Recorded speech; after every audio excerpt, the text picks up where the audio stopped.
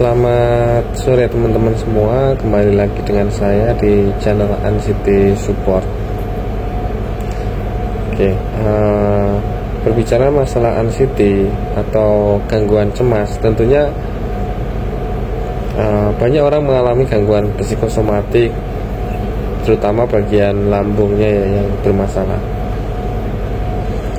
Nah, untuk kali ini saya ingin membahas tentang obat lambung apa sih yang banyak digunakan orang untuk mengatasi gangguan lambung, yang ini bisa disebabkan karena anxiety ataupun memang ada luka di lambungnya ya.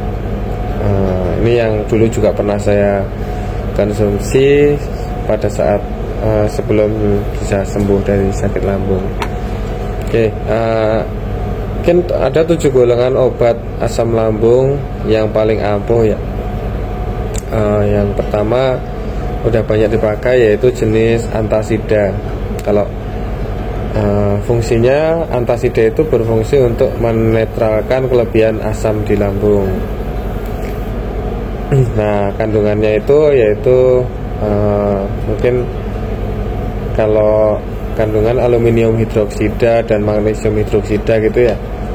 Sedangkan aturan pakainya ini, kalau obat ini sebaiknya dikonsumsi sebelum makan dengan jeda 30 menit dari obat lain.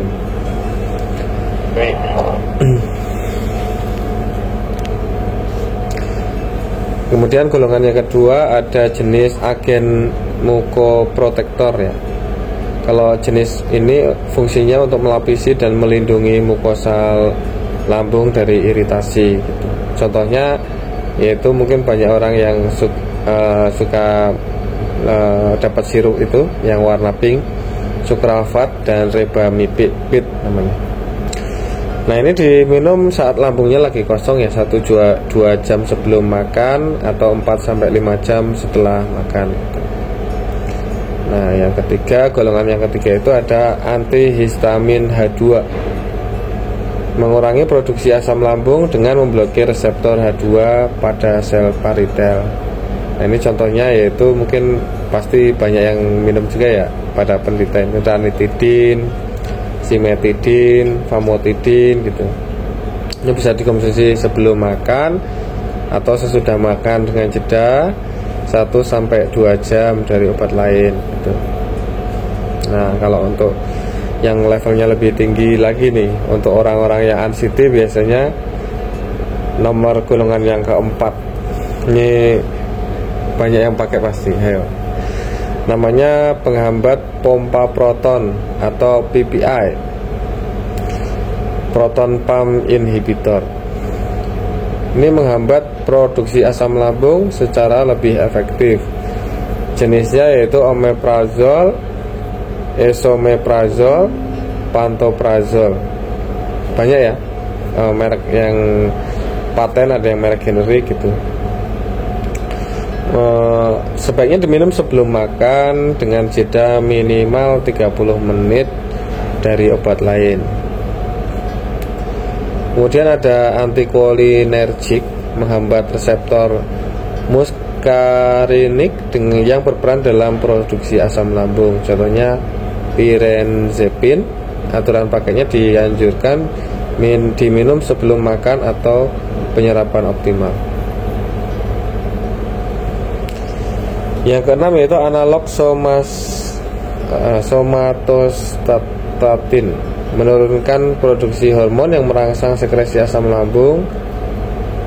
Yang ketujuh yaitu analog prostaglandin.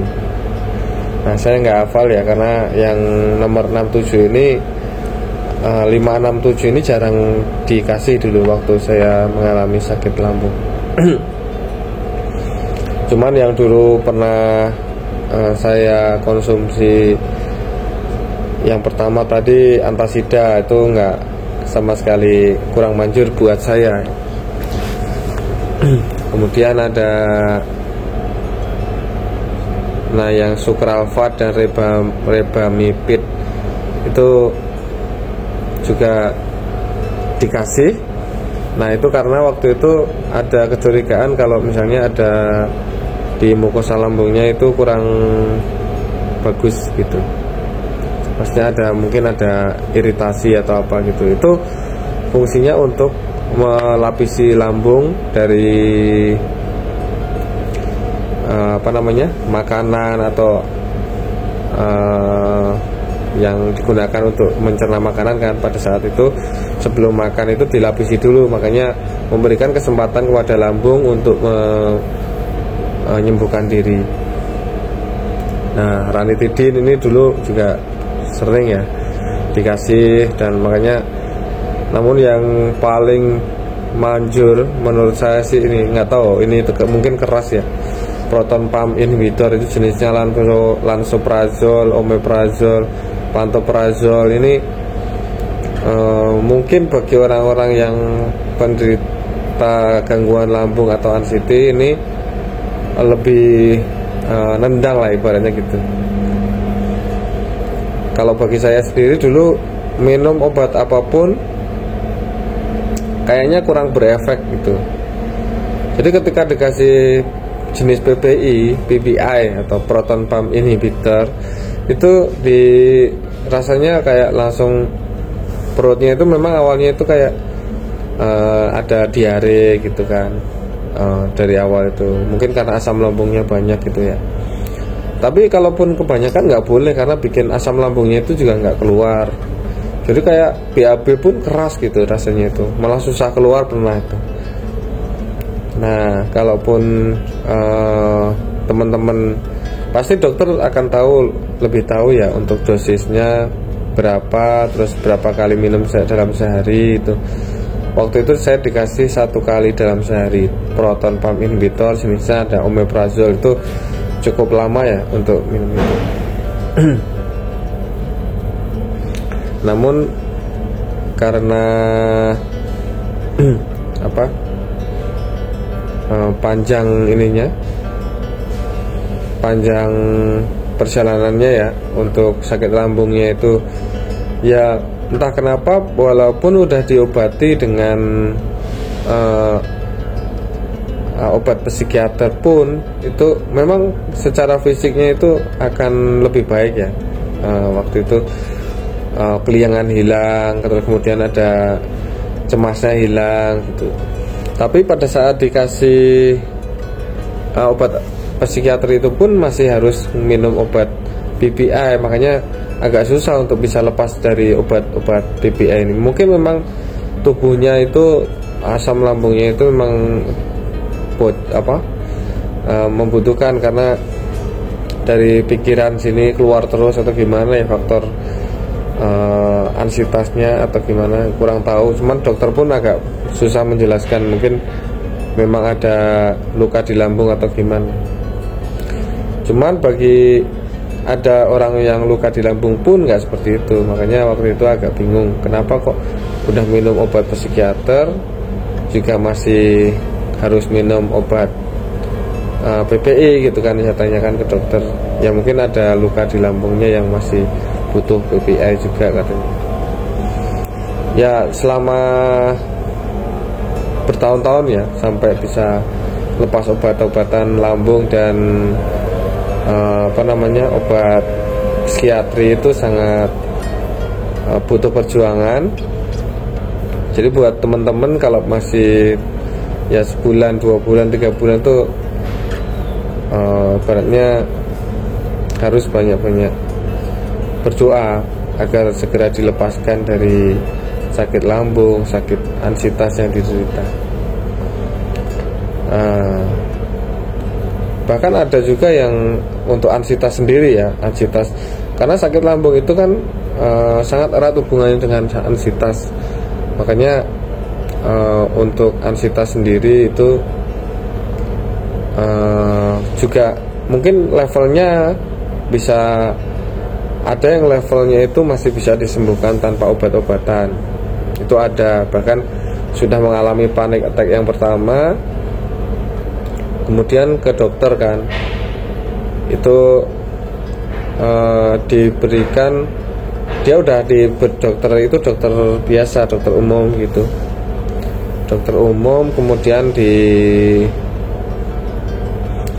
cek semuanya normal kan. Nah, tapi kenapa badan ini merasa sakit, seperti rasanya kayak serangan jantung, sepertinya rasanya mau mati pada saat panik attack gitu kan, kayak mau gila gitu kan.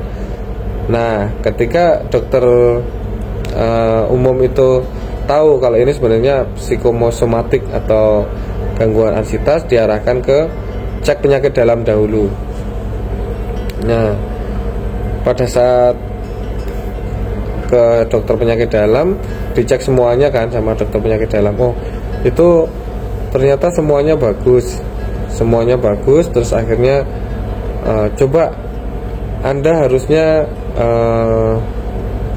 sebaiknya coba cek diri ke psikiater. Mungkin kaget ya awalnya itu, kenapa kok emang saya gila gitu kan awalnya itu.